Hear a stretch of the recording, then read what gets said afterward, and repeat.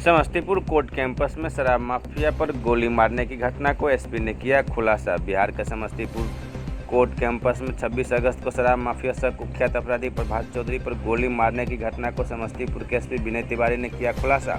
उन्होंने बताया कि कल्याणपुर पंचायत के मुखिया पति राम बाबू राय के द्वारा प्रभात चौधरी की हत्या के लिए शूटरों को 60 लाख रुपये की सुपारी दी गई थी। मुख्य साजिशकर्ता राम बाबू राय, शूटर मोहम्मद अवैस समेत हथियार तस्कर अमन कुमार उर्फ कारगिल को गिरफ्तार कर लिया गया है। साथ ही घटना में प्रयुक्त देसी पिस्टल और 2 जिंदा कारतूस भी बरामद किया गया है। कोर्ट कैंपस में समस्तीपुर जिला में कोर्ट कैंपस के अंदर कुछ दिन पहले एक फायरिंग हुई थी और उस फायरिंग की घटना में मैंने आपको बताया था कि शराब माफिया प्रभात चौधरी जो कि एक अपराधी भी रहा है, हत्या के केस में भी जेल गया था, उस पर कुछ 3 अपराधियों के द्वारा गोलीबारी की घटना की गई थी जिसमें वो बाल बच गया था। घटना के बाद FIR दर्ज की गई थी, SIT बनाई गई थी और इस पूरी घटना को हम लोग समझने का प्रयास कर रहे थे। इस पूरी घटना में 3 शूटर आए थे जो कि घटनाक्रम पर और भागते समय आप लोगों के पास ये वीडियो उपलब्ध था और कोर्ट के अंदर जो हम लोगों ने डिस्ट्रिक्ट जज साहब से परमिशन ली थी और यहाँ का भी कैमरा देखा तो इससे स्पष्ट हुआ था कि 3 शूटर इस घटना में आए हुए जिन्होंने घटना में 3 पिस्टल के साथ 3 शूटर्स ने डायरेक्टली अटैक किया था। तीनों ने जो प्रभात चौधरी था जब उसका उपस्थापन हो रहा था कोर्ट में तो उपस्थापन के बाद जब वो वापस अपनी गाड़ी में बैठने जा रहा था उस समय इन लोगों ने प्रभात चौधरी को 3 तरफ से घेरा और गोली फायर करने का प्रयास किया। जो पहला शूटर था उसकी जो पिस्टल थी वो प्रभात चौधरी के सीने तक थी, लेकिन पहला शॉट उसका मिस हो गया जिस वजह से जो हमारा हवलदार उनको पकड़ा हुआ था उस हवलदार ने तुरंत रस्सी डाउन की और प्रभात चौधरी को नीचे धकेल दिया। जैसे फिर जब दूसरे शूटर ने दूसरी गोली चलाई तो नीचे जाने की वजह से दूसरी गोली उसके पैर में लगी और तीसरी गोली एक और अभियुक्त था उसके हाथ में लगी। इतने में अफरा तफरी मच गई और जो हवलदार था उसने एक अपराधी को, जब हम लोगों ने पूरा वीडियो फुटेज देखा, पहले दिन कुछ लापरवाही सामने आई थी लेकिन जब हम लोगों ने पूरा वीडियो फुटेज देखा तो स्पष्ट हुआ कि हमारे एक हवलदार ने जो कि इनको लेके आ रहे थे उन्होंने एक अपराधी के गले में वो रस्सी बांध भी दी थी, लेकिन चूँकि अफरा तफरी का माहौल था काफ़ी देर तक उन्होंने प्रयास किया कि अपराधी पकड़ा जाए। उसी क्रम में उसकी चप्पल भी छूट गई थी लेकिन वो छूट गया किसी तरह और भाग निकला। तो गेट पे जो पुलिसकर्मी थे वो गेट बंद नहीं कर पाए और फिर पुलिस उनका पीछा नहीं कर पाए और अपराधी पैदल ही भाग गए। घटना बहुत बड़ी थी, संवेदनशील थी।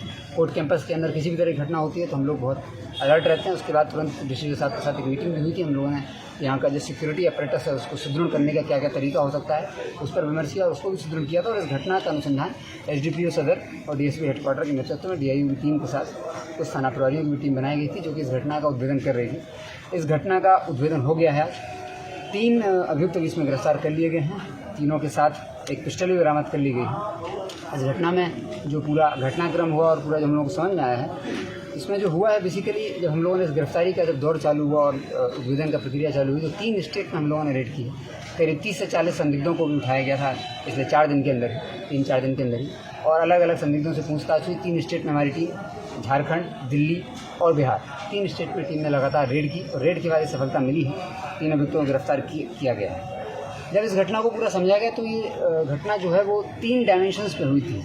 इसका सबसे ऊपर का टॉप मोस्ट डायमेंशन है मास्टरमाइंड का, जिसने इस घटना को पूरा करने का प्लान किया था। उस मास्टरमाइंड गैंग में कल्याणपुर पंचायत का राम बाबू राय मुखिया है। इस व्यक्ति की ये पूरी घटना की प्लानिंग थी और इसके साथी राय बहादुर, नीरज, इसका एक साथी है डब्लू, टिंकू, इन सब लोगों की ये सब पूरा जो गैंग है ये भी शराब का कारोबार, राम बाबू राय जो है मुखिया और इनके साथी, शराब का एक तगड़ा नेक्सस इनका है जो अब इसका उद्भेदन भी हुआ है। शराब का एक नेक्सस था, शराब का कारोबार करते थे, उसी से पैसा काफ़ी कमा चुके थे। तो जो मास्टरमाइंड थे और जो धन वाला जो ग्रुप था, पैसे वाला समूह था, वो एक टॉप मोस्ट लेवल था। इस ग्रुप ने हथियार और पैसा उपलब्ध कराया था। दूसरे स्तर पर जो घटना हुई है उसमें पूरे घटनाक्रम की प्लानिंग हुई कि आखिर घटना को कैसे अंजाम दिया जाएगा। उसमें इस शराब माफिया का एक साथी है गोलू ने अपने बाकी साथी कारगिल, टेनी और विजय ड्राइवर, इन 4 लड़कों के साथ मिल करके इस घटना को प्लान करने का अंजाम दिया कि कैसे शूटर बुलाएंगे, कहाँ रहेगा, गाड़ियाँ कैसे उपलब्ध होंगी, रेकी कोर्ट की कौन करेगा। और तीसरे लेवल पर 3 शूटर्स हैं जिन्होंने इस घटना को अंजाम दिया और एक रेकी करने वाला लड़का था। तो 3 शूटर्स में ओवैस नाम का लड़का था और 2 शूटर बाहर से इन्होंने झारखंड से बुलाए थे और एक रेकी करने वाला लड़का था। तो ये 3 लेवल की घटना थी। जब ये घटना अंजाम दी गई तो इस घटना की पूरी प्लानिंग शुरू होती है आज से करीब 1.5 साल पहले। इनफैक्ट इस घटना के अगर हम लोग बैकग्राउंड में जाएं तो 2018-19 में रघुवर राय की हत्या हुई। उस हत्या के बाद इस कल्याणपुर और चकमैसी का जो क्षेत्र है उस पंचायत उस क्षेत्र में एक वैक्यूम आया था पावर का। उस वैक्यूम को कवर करने के लिए प्रभात चौधरी नाम का लड़का नया शराब माफिया बना और गैंग में आया और आपराधिक गिरोह उसने अपना बनाया उसको लगातार STF ने भी उसको कार्रवाई की, हम लोगों ने भी कार्रवाई की, उसको पकड़े। कुछ दिन पहले हम लोगों ने जेल भेजा। तो उसने अपना एक 10-15 लड़कों का एक ग्रोह बना लिया था जो कि आपराधिक घटनाओं को भी अंजाम देता था। एक मर्डर भी उसने कराया था शमशेर का, उसमें भी वो काफ़ी समय जेल में रहा 2018-19 में। वो जब जेल चला गया और पिछले 1.5 साल से रघुवर राय की हत्या होने के बाद 1.5 साल से जो पावर वैक्यूम था उसको भरने के लिए राम बाबू राय और उनके साथी आगे आए। कुछ लोगों की मदद से, कुछ और लोग थे इसमें, उनकी मदद से इन लोगों ने अपना साम्राज्य स्थापित करना चालू किया। और ये लोग भी ठेकेदारी तो ये सामने से दिखाते थे, लेकिन असलियत में ये लोग शराब कारोबारी थे और शराब का भी इन लोगों ने कारोबार चालू किया और अपने आप को एक धन बल का इन्होंने अच्छा इकट्ठा कर लिया। और ये लोग उस पूरे क्षेत्र में अपना प्रभाव बनाए हुए थे कि कोई भी शराब की गाड़ी उतरेगी या किसी तरह का अवैध काम होगा, आपराधिक काम होगा तो इनके संरक्षण में ही होगा। ये जानकारी हम लोगों को इस पूरी घटना के उद्भेदन के दौरान हुई है। तो जब इन लोगों को ये पिछले 1.5 साल से काफ़ी मजबूत हो गए थे, मजबूत होने के बाद इस घटना की प्लानिंग जो इन लोगों को क्यों करनी पड़ी, चूँकि प्रभात चौधरी भी जेल में था लेकिन वो जेल से ही अपना कुछ अवैध धंधा कराने का प्रयास कर रहा था। तो ये लोग चाह रहे थे कि इस पूरे क्षेत्र में इन्हीं लोगों का कब्जा रहे, राम बाबू राय और इनके साथियों का कब्जा रहे। इसलिए इन्होंने इसको हत्या कराने की योजना बनाई। हत्या कराने की योजना बनाने के लिए इन्होंने 15 जुलाई 2023 को पहली मीटिंग इसकी हुई। राम बाबू राय के कल्याणपुर के इसको जो मेन उसका घर है उसी घर में बैठक हुई। उसमें 2 शूटर और 2 लाइनर उसमें पहुंचे और राम बाबू की जो शराब कारोबारी साथ में थे, जो शराब का काम संभालते थे, वो लोग पहुंचे। करीब 6-7 लोगों की ये मीटिंग थी।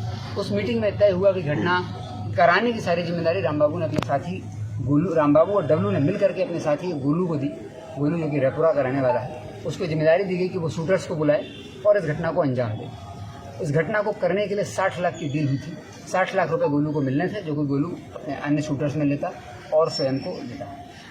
60 लाख की इस घटनाक्रम के बाद 15 जुलाई की बैठक जो इनकी हुई, उसके बाद गोलू ने प्लानिंग बनाना चालू किया।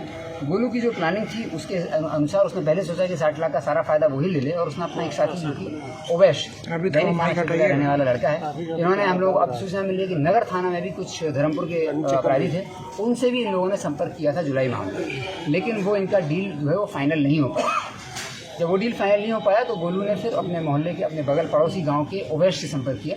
ओवैश से संपर्क करने पर ओवैश ने अपने एक साथी टेनी के साथ मिलकर के इस घटना को अंजाम देने का प्लान बनाया।